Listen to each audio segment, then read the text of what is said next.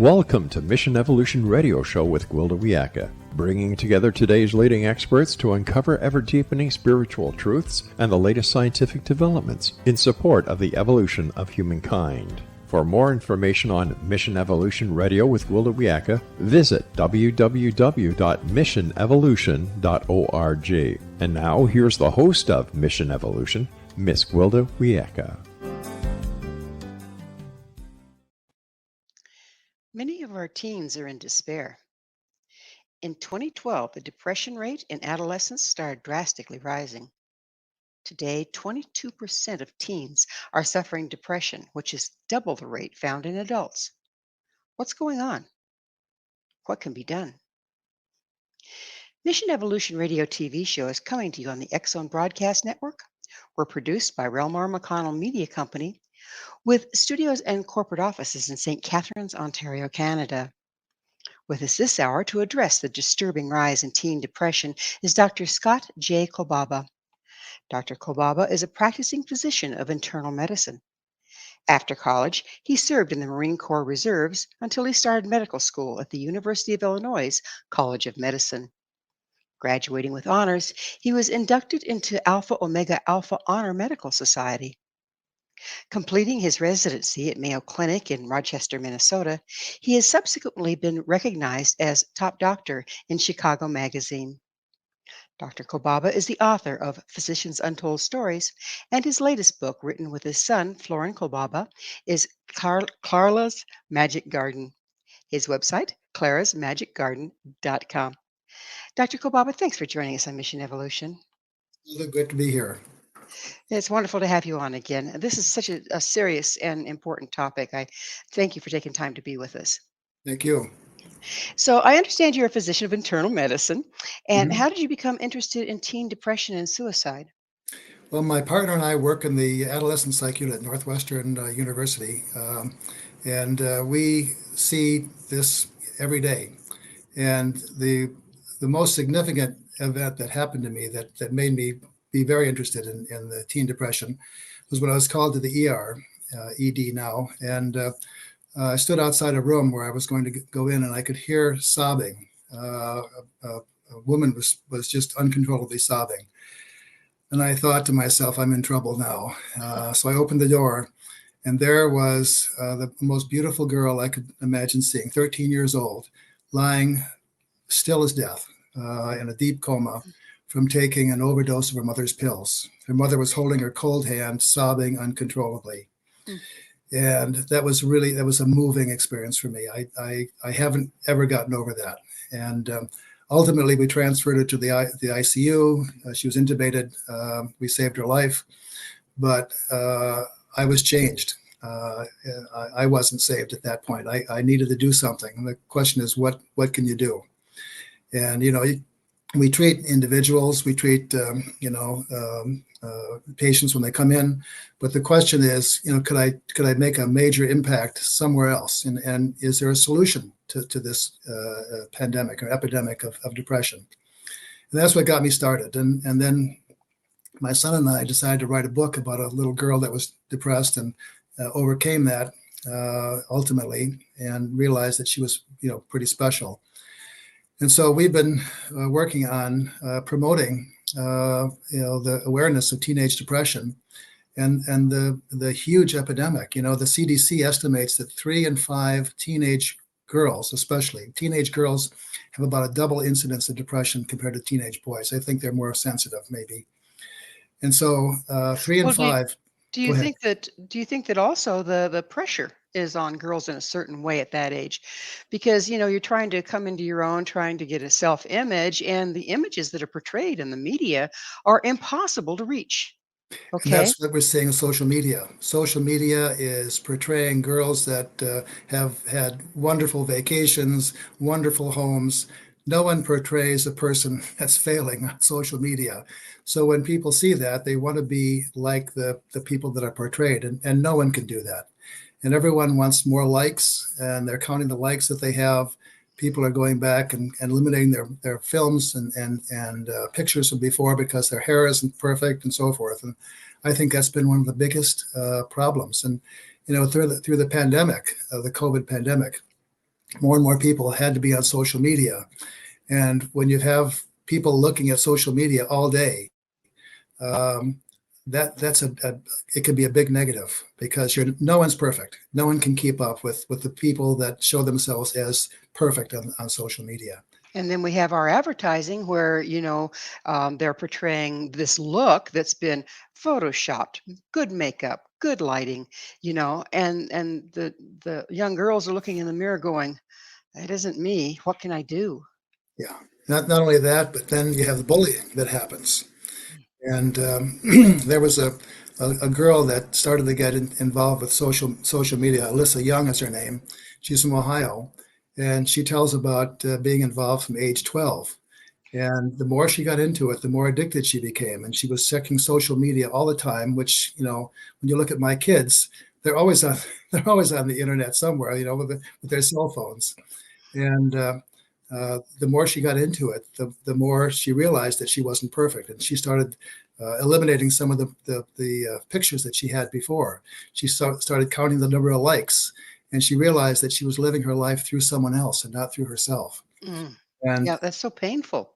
then she took a job at a large health organization, and she was the social media person for that organization. So she would, get all the social media contacts, and then she would broadcast, happy things that happened to their patients. And so then she started to get negative comments back.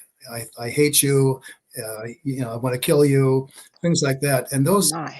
those are, you talk about sticks and stones breaking your bones.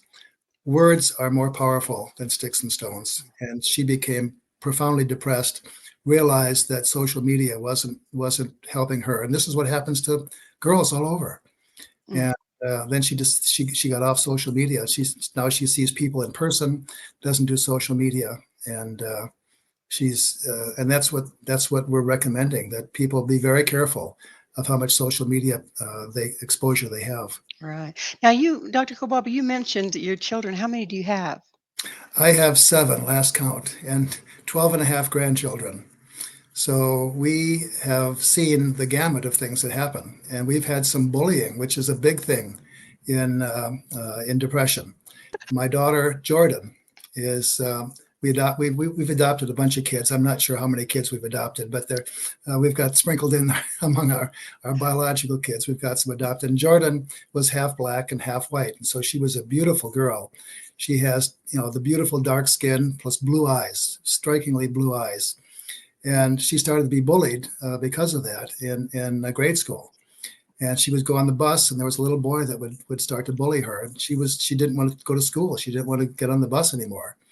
So in our family, the older boys tend to look out for the younger ones. And so my son Nathan, who was a Division I football player, decided to dress up in his football garb, got on the bus with Jordan, and he said, "Who's the boy giving you trouble?" And Jordan pointed it out, and he walked right up to the boy and said, "If you bully my sister anymore, you're going to have to answer to me." And that was the end of the bullying. Yeah, I'll bet it was. There's nothing like size to make an impression there, yeah. Right, But right. you've seen firsthand the bullying, the social Yes, media influence, the yeah, depression. Have you noticed depression in your kids at times? of course. Yeah. I think they all go through that occasionally, and one of the things that we've tried to do is get the kids interested in whatever their passion is, and try to pursue that passion. And in many cases, that was sports. My son was, like I said, a big football player, and that was his passion. My other son was a baseball player, and that was his passion. So you try to encourage that passion, and when they have something to wake up for in the morning, that does a lot for helping depression and preventing depression. We think. So, Dr. Kobo, for the parents out there, I'm sure we have their ear at this point.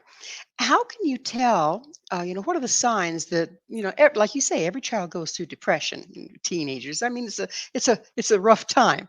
Yep. But how can you tell when, ooh, there may be a deeper problem here? I need to take some steps. Lots of things, and some kids can have all of these, and some can have some of these. The big one would be loss of interest in things, loss of interest in hobbies. They want to spend time alone in their bedroom. They don't want to meet with their friends. The grades begin to suffer. You might find them crying. You have some kind of sleep disturbance, either too much sleep or not enough sleep.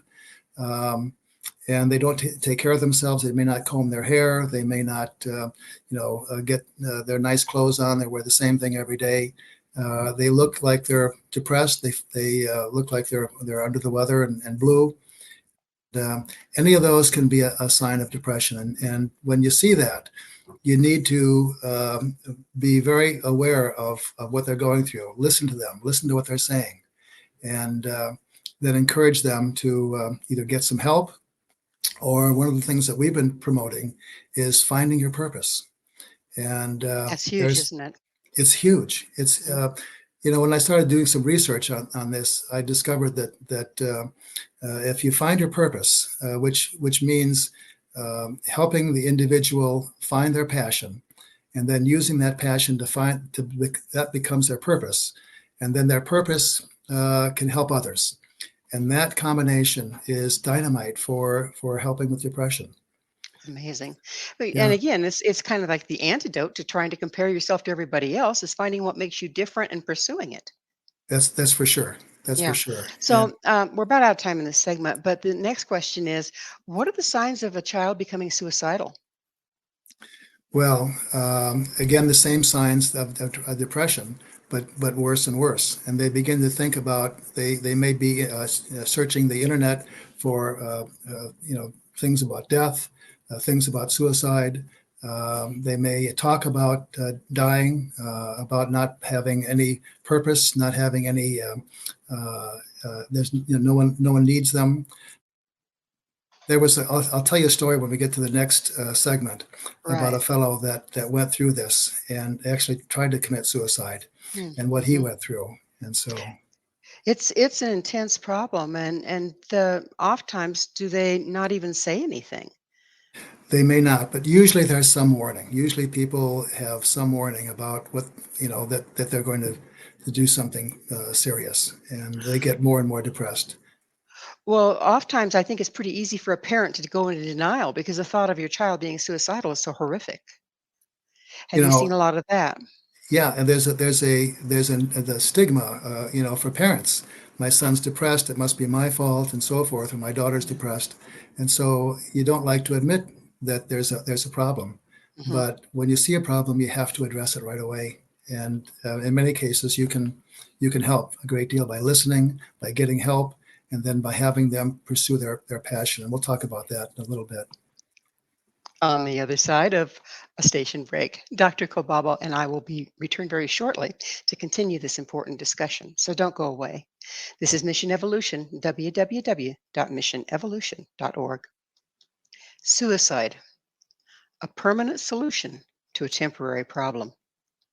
With us this hour discussing the epidemic of teen depression and suicide is Dr. Scott J. Kolbaba. His website, clarasmagicgardenbook.com. Dr. Kolbaba, you had a story for us about a gentleman that was dealing with suicidal thoughts. Would you continue with that? A fellow by the name of Kevin Hines. Kevin was 19 years old. He'd gone through a number of psychiatric hospitalizations, medications, counseling, and still was profoundly depressed. And he decided at this point to kill himself. He had his father take him he was in San Francisco, had his father take him to the San Francisco City College, dropped him off there. There he got a bus to the Golden Gate Bridge. The Golden Gate Bridge, he decided that this was what he was going to do. Well, all of a sudden, a German woman who was a tourist came up to him and had him take her picture. And so he gladly did that. But then afterwards, he got onto the railing, looked down, and decided to jump off. Now, it's very few people that have survived that fall. It's a 220-foot fall. Oh, my. You go 75 miles an hour by the time you hit the water. And usually just that impact is enough to kill you. As soon as Kevin jumped off the bridge, he realized that he didn't want to kill himself. Can you imagine having that feeling? Why did I do this? Mm. And then he hit the water. He instantly broke 3 vertebrae in his back. He went down 70 feet, and then he couldn't move his legs because of the trauma to his spinal cord. He came up, but he was waterlogged and started to sink. Well, then, of all things, he saw a shark coming toward him. Okay, can you imagine? He's No. thinking to himself, I Oh, wanted to live, and I made it off the bridge, and I'm still alive, but here's a shark going to eat me. Well, the shark turned out to be a sea lion. He didn't realize that at the time. And what happened with the sea lion is he was having trouble buoying himself up because he was sinking because of all he's waterlogged. He had heavy clothes on, and the sea lion evidently circled in circles beneath him, buoyed him up so that he didn't drown. And the sea lion did that for some reason. You talk about divine intervention until the Coast Guard could save his life. oh Well, my. after that, he spent a number of weeks in the hospital taking care of his spine injuries. He spent some time in the psychiatric unit. But afterwards, he realized that his purpose in life was to help other kids realize that they can overcome depression. And so Mm. he became a spokesperson. His passion, his purpose in life was then realized. He became a spokesperson for suicide and for depression. And he's made an impact on thousands and thousands of people over the years. And he's still doing that. And so he found his purpose, he found his passion, and he's used that to help others, which we think is one of the keys to overcoming a depression. And he's lived, and he's not depressed anymore. It was a true success story.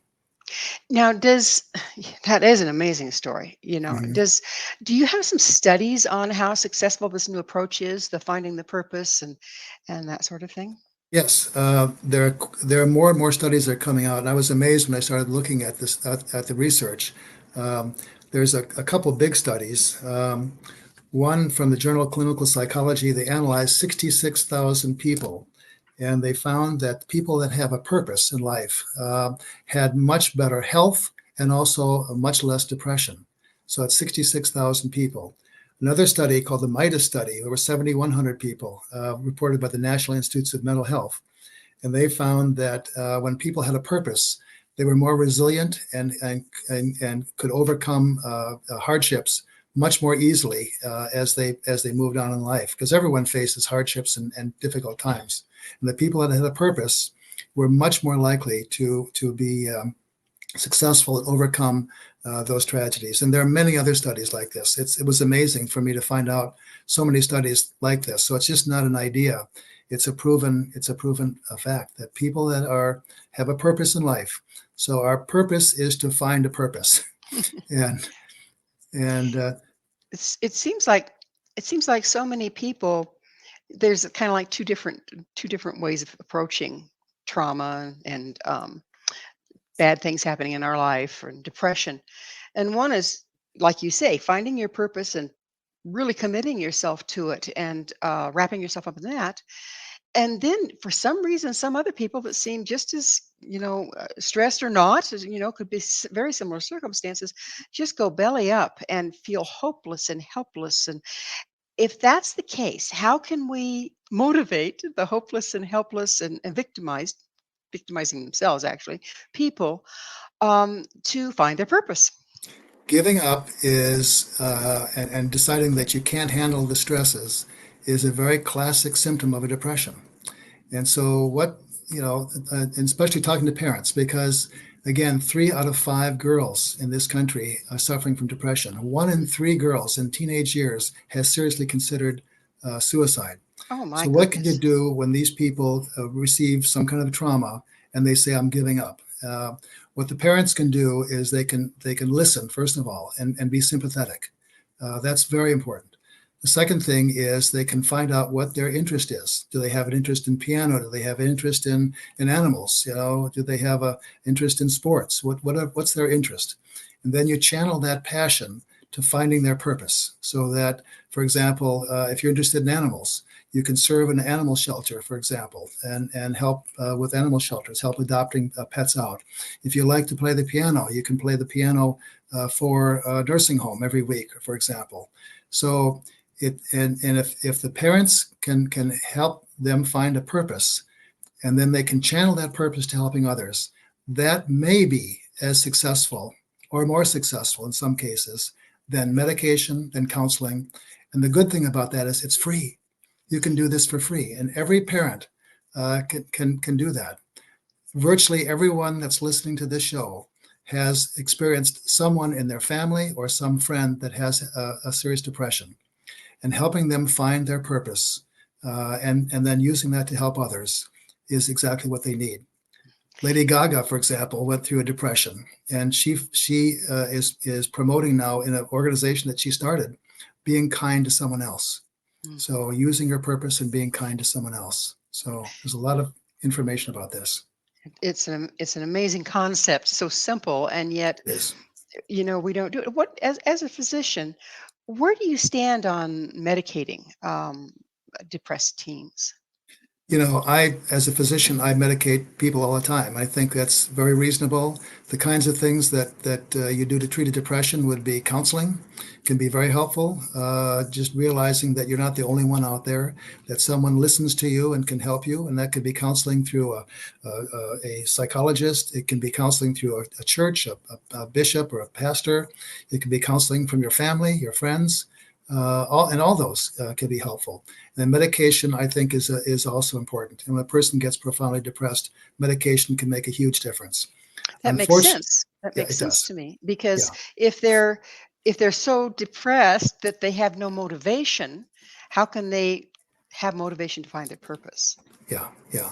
Yeah. That it is difficult sometimes, and the medication can make a huge difference. Unfortunately, some of the medications that we give can have the opposite effect. So Mm. what can happen is with the SSRI, for example, like Prozac or Zoloft or one of those, if you give that to a teenager, sometimes they can have just the opposite effect. Mm. So what happens then is the teenager takes the medication, thinks it's their fault for not getting better. They get worse and worse, and eventually there are many reports of teens starting new medications like that commit suicide. Oh my goodness. So parents need to be aware of that.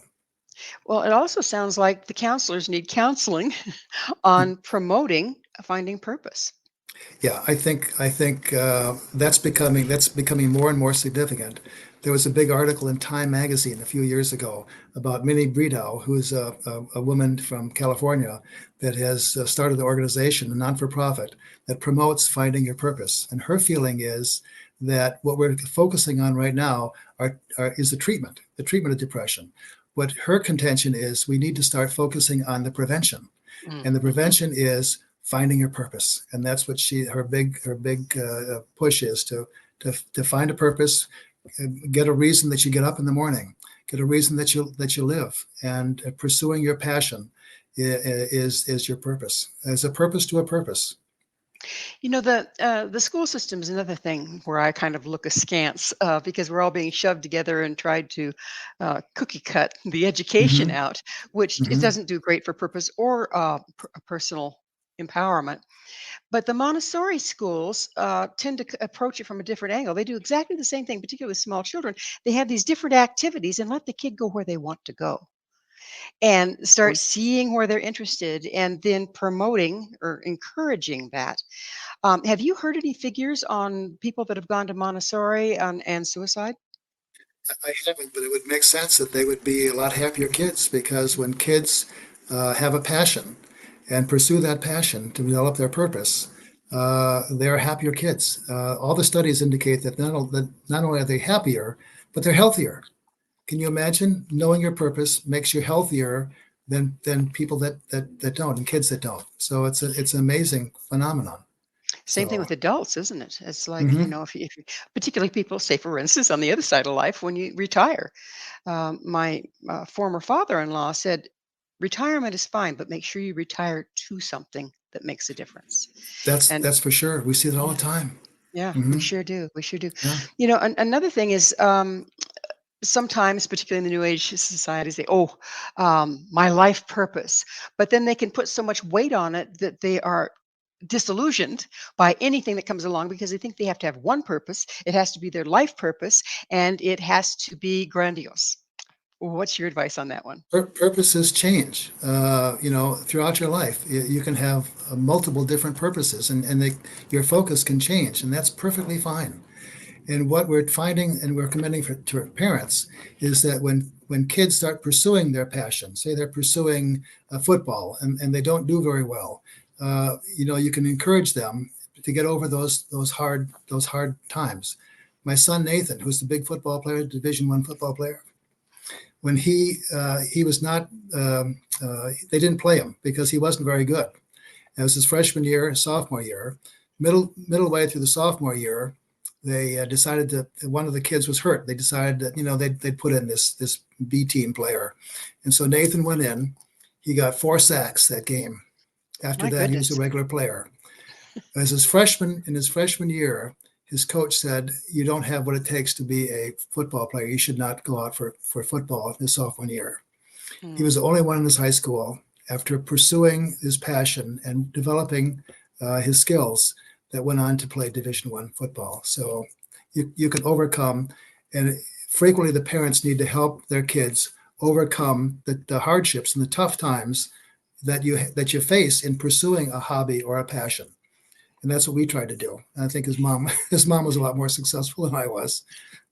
Well, we are about to have another station break, but on the other side, I would really like to get into how we can encourage our children through the times, when they're feeling like they want to quit. How do we coach them to either quit or keep going? So, Dr. Kolbaba and I will be back really shortly here to continue this discussion. Stay right there. Is your child suicidal? This is Mission Evolution, missionevolution.org. With us discussing teen depression is Dr. Scott J. Kolbaba. His website, Clara's Magic Garden book.com. Dr. Kolbaba, before the break, we were talking about how to encourage children to find their purpose or their passion at any given time. But then we were discussing how sometimes that doesn't work out right away. So how can a parent tell if they need to counsel the child to get out of that one and find something else, or don't give up, 5 minutes before the miracle? How can you tell the difference there? It reminds me of a story. When I was a kid, I became interested in ballooning, where you go up into a balloon. And my parents were always pretty accommodating for my crazy passions and interests. And they listened to me. We made a scrapbook out of balloons. They took me around to some ballooning festivals, one in Kalamazoo, Michigan, I remember, from Chicago. And they made it possible for me to contact people that were balloonists.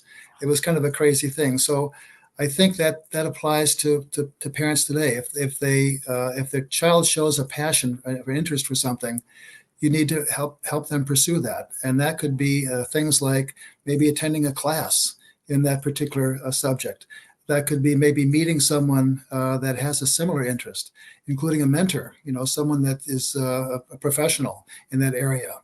It may require spending a little money, a little time on the child, but if you're helping them pursue that interest, and then helping them realize that they're going to run into bumps, they're going to run into difficulties pursuing that. They if they're playing the piano, they may have difficulty with a certain piece, and they want to give up, and I don't want to play this piano anymore, and encouraging them to go on, to have the parents develop their own purpose, so that the teenager can see their parents that have a purpose and are pursuing that purpose in life.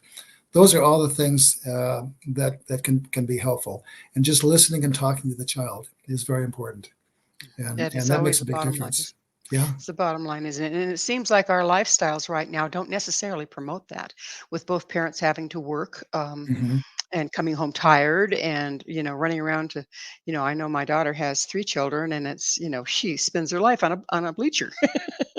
That was our family too. With 7 kids, we sometimes had 7 baseball games at one night. Yeah. Oh my goodness, So yes. But mhm. it pays off in the long run, doesn't it? It does. It Taking that does. time. We Yeah. talked a lot about girls and suicidal, but how about boys? What prompts them It's to the same lose thing to despair? it's the same thing that prompts the girls. And one of the big things is bullying. There was an article that was written by one of the boys that had a thyroid problem in high school, and he gained a lot of weight. And the kids would call him sumo wrestler. And he wrote about his Great Depression related to being different and having people make fun of him. That was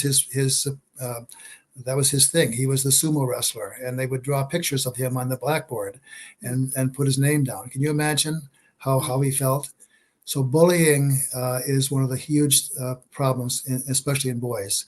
And then there's the social media aspect. Boys are into social media too, and you get some of these negative comments. And you're not as perfect as everyone else that's portrayed on social media, and you want to live your life being as perfect as you can, and no one's perfect, and you don't see that on social media. So social media, bullying are some of the big things. Failures, not making the basketball team, or those kinds of things. Breaking up with girls is a big one for boys, and then there's the stresses of school. I work in a psychiatric unit for adolescents. We close down at Northwestern in the summertime. There's no one there, and it's the stress of school, we think, that is contributing to some of those kids being admitted. It's really strange, So when school's over, the psych unit clears out, and no one comes back until the fall. Till fall. So So we kind of really need to take a closer look at education, don't we? Do you think that it's the cookie cutter approach? Again, if you don't fit into this particular um, time, frame, and you don't pass these particular tests that are required by the state, then you're considered not a good student and subpar and nagged, if you will. Do you think that contributes? sure. That obviously it does. That's a big factor. That's one of the stresses of school, that you're trying to fit into a cookie cutter, and people don't realize that they can still be a success if they're not the most brilliant kid in the class. Everyone's different, and we need to celebrate those differences. Somebody, who is it? The Peanuts. Schultz is the guy that does the Peanuts cartoons. Hmm. Unsuccessful at everything. And he even, when he was in high school, he tried to be an illustrator for his local paper, and they didn't like his illustrations, so he couldn't. He was unsuccessful at everything. And finally, he decided to do a cartoon about himself, about how unsuccessful he was, and it was a raging success. So here's a kid that couldn't do anything, was terrible at football. His academic career was not very good, but he ultimately overcame that by pursuing his passion, which was illustration and cartooning. So there's a Isn't that purpose for everyone. so? Is there some way, or is there some movement to start incorporating finding the individual's passion and celebrating their individuality in the school system? System, but there are organizations. This Mini Breedo in California is one. The Lady Gaga has an organization that encourages individual worth, and also kindness. Doing something kind for others, pursuing your passion, and having it involve others. So there are organizations, but it's really underreported. This stuff is. I was shocked to find out so much information about pursuing your passion as a potential cure for this epidemic of depression. And it's so simple. It's not. It doesn't cost anything. We have a shortage of psychiatric counselors and psychiatrists in this country. It's estimated that 11 million people go untreated for depression because they can't get the care. There are fewer doctors around. There are fewer psychiatrists. The psych units are filled. And so this seems to be, if we could, we're trying to promote this, and that's one of the reasons I wanted to appear on your show. And we wrote a book so that people would realize that there is something else that they can do, and it makes a huge difference. And so that's It's what we're doing. it's an amazing service, and I thank you and your son for going after it, because we need more people being proactive in this regard. So that it's such a simple solution, but you don't hear about it. And so Yes, that's hearing true. about is the huge thing. So interstage left COVID-19. What impact did that have on suicide overall, and certainly teen suicide? The depression, incidence of depression in teenage girls, for example, went up 60% after COVID, through COVID. That's a tremendous increase. It's huge. And what happened there? Kids were not seeing each other. They were more on social media, talking to each other on social media, where, if you were in a room and you wouldn't say anything nasty to a person in that room face to face, but you could do that online. And so we ran into that kind of thing. We ran into more and more use of social media, which then contributes to uh, not realizing that you're as perfect as someone else. It was a huge downer. And one of the people that I mentioned before, Alyssa Young, was from Ohio, was saying that she realized that she needed to be face to face with people and not so much in social media. And so I think that's what happened during the pandemic. People weren't together. So also, isn't there that comparison thing that goes on? If you're together in person, they aren't all made up. They aren't all photoshopped. They aren't picking their best picture and only presenting that. You're seeing each other as human beings. Does that make a difference? Makes a huge difference. Makes a huge difference. Anyone that is on social media that sees the perfect everything, perfect vacation, perfect car. My father has a perfect job. I've gotten a perfect scholarship and so forth. Not everyone does that, and people are only presenting the best. They're not presenting the reality. No one again talks about their failures on social media. And when you're one to one, you can realize that people are real and they have the same problems that you do. And that makes a big difference when you can commiserate with someone and say, yeah, I'm feeling a little down and I am too. And this is what happened to me and I was bullied and whatever. So, yeah. Another thing that occurs to me is, on one side we have everybody presenting themselves as perfect, but then that anger and bullying and attacking on social media. Do you suppose that's from the other side of the coin where they're angry that everybody else seems to be so perfect? They want to tear them down. That's certainly a good possibility. And, when people, kids especially, start to get angry, they'll take it out on someone else. And it's human nature to take it out on someone that's different. Like my daughter, for example, she was a little bit different, and she was bullied because of that. So, yeah. And also, people that are, I've heard that suicide can be an act of anger. Have you heard that at all? It can be an act of anger. It can also be an act of where people feel that they have no other choice. Mhm. But this is the only thing that they can do to because they're so worthless, and they're a burden to everyone else, and so that's part of that. But it's an act of anger also. We had one young fellow here I'm in the western suburbs of Chicago that decided to stab himself. He was angry at his parents, so he took a knife and he stabbed himself in the upper abdomen, and he bled to death basically on the floor. Can you imagine what his parents thought when they saw that? That that God. was a that was a phenomenal act of anger against his parents, Mm. and the ultimate sacrifice to show them that. So you're right. People are do commit suicide because of anger in some cases, and not just all depression. Yeah, So that it's was a scary terrible. it's a scary thing. And how do you see it compare? We're about out of time in this segment, but how does the suicide rate, or do you know, compare between the U.S. and other countries? I think we probably have. I'm not certain, but I think we probably have a higher suicide rate. People in other countries, like in Europe, for example, they have long vacations. They don't. The work is just a thing to live, and they have a little more less aggressive lifestyle. Um, we went to a European family. My daughter was studying in Europe, and we had dinner with them. And it started out as a little bit of crackers and cheese, and then the next, I was thinking we're going to have a long time here, and we spent about 3 hours at the dinner, and that was the purpose to sit down and relax and talk. And so I It's don't a think they beautiful do that. lifestyle. Yeah, no, Yeah. we don't. And it is time for us to have another station break. So please stay with us as Dr. Kolbaba and I continue to explore possible solutions to teen depression. This is Mission Evolution, www.missionevolution.org. Our current lifestyles putting our children at Mission Evolution, missionevolution.org. We're continuing our discussion with Dr. Scott J. Kolbaba. His website, clarasmagicgardenbook.com.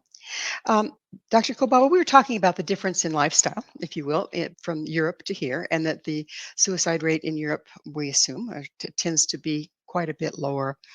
And I know one of the differences in Europe is that the houses and the homes have been passed down for generations rather than this hopping from house to house to house to house, trying to make bigger and better and bigger and better, that is followed by a larger mortgage and more stress.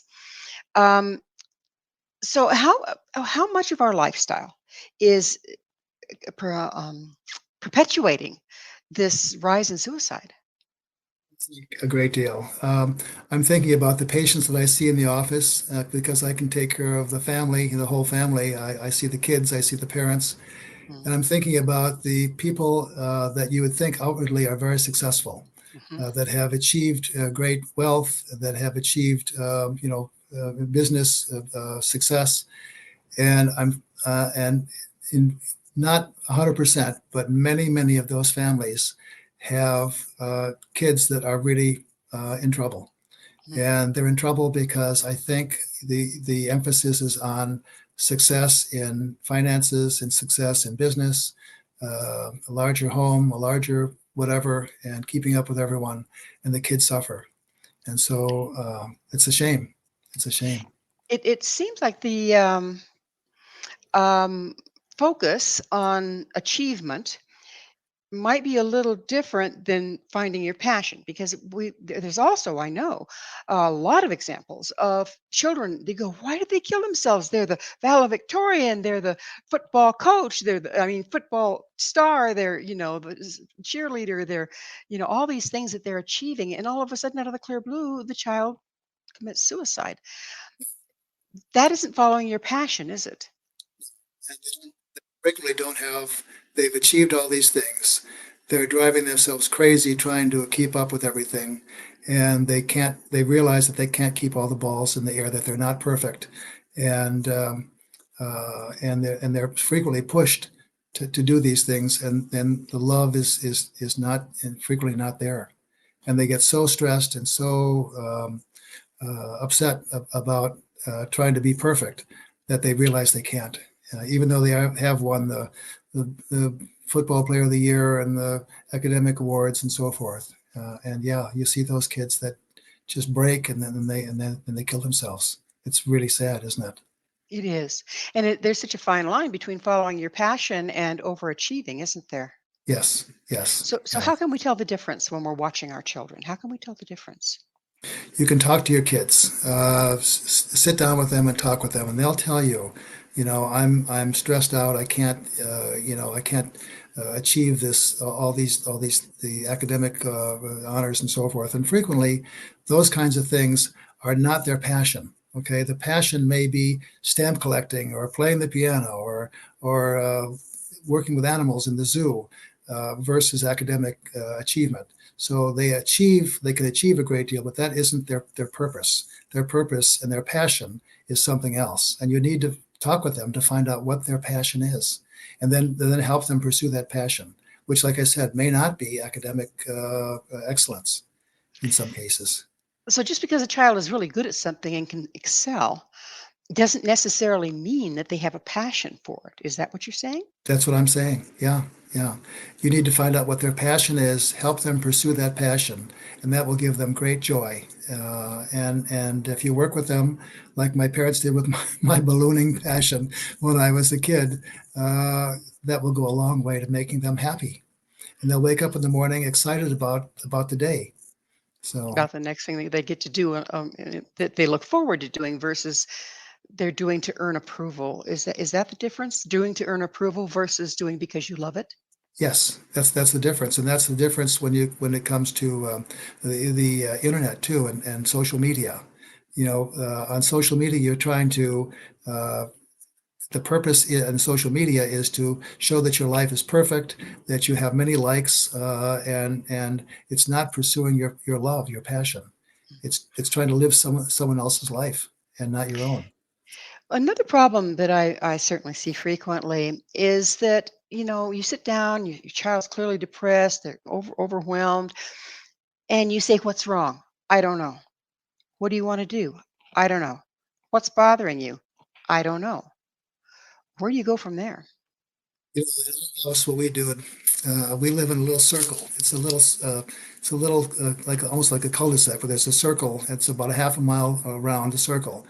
And what we would do is I'd get with one of the kids, son, daughter, whatever, and we go for a walk, and we walk for a long time. And when you're walking, you talk, and you don't have to ask what's going on. They'll tell you.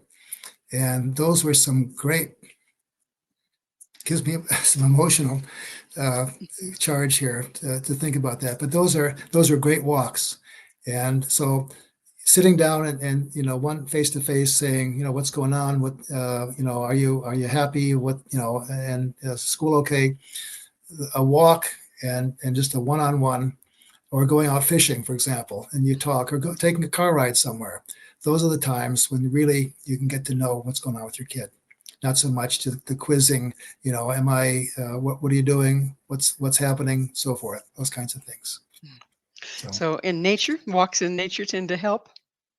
They really did for our kids, and we accomplished a lot. And they would say to me, "Oh, gee, Dad, I feel so much better now." So, and that makes you feel good.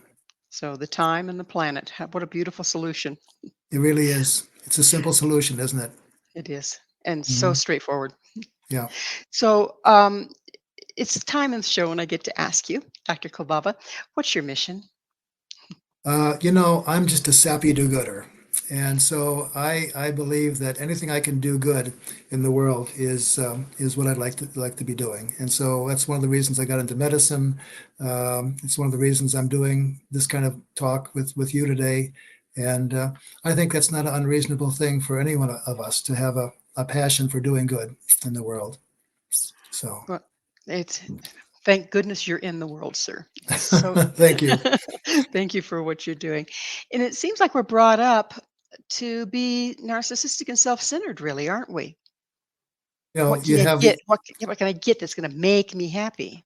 you have a yin and a yang. One of the yings is I want to be part of the world, and the other one is I want to do some good in the world. So those are kind of sometimes they're opposite spectrum, and we're all very complex people. We have some good about us and some bad about us, and we need to maximize the good if we can, and kind of push down the bad. What kind of example can parents give their children that's going to make the most difference in these days? If they can, if they can realize that they have a purpose too, and that the kids will emulate the parents, they always do that. And so if the parent can have a passion and do something that shows that they have a purpose in life, that the purpose helps someone else, that's a great example for the kids, and the kids will emulate that. So Mm. that's one of the most important things that they can do. I know So sometimes, however, you see children that kind of resent the fact that their parent is very involved in the world helping other people and they feel mhm, like they're on the back burner. How do you yes. find that balance? There is a balance, and you just have to find it. You just have to talk to your kids and just find that balance. Because I know some people in church, for example, that are always involved with church. They're never at home, and so that's a lifestyle that is out of balance. So they need to get back. And I think the most important thing is your home, and helping your kids raise raise good kids.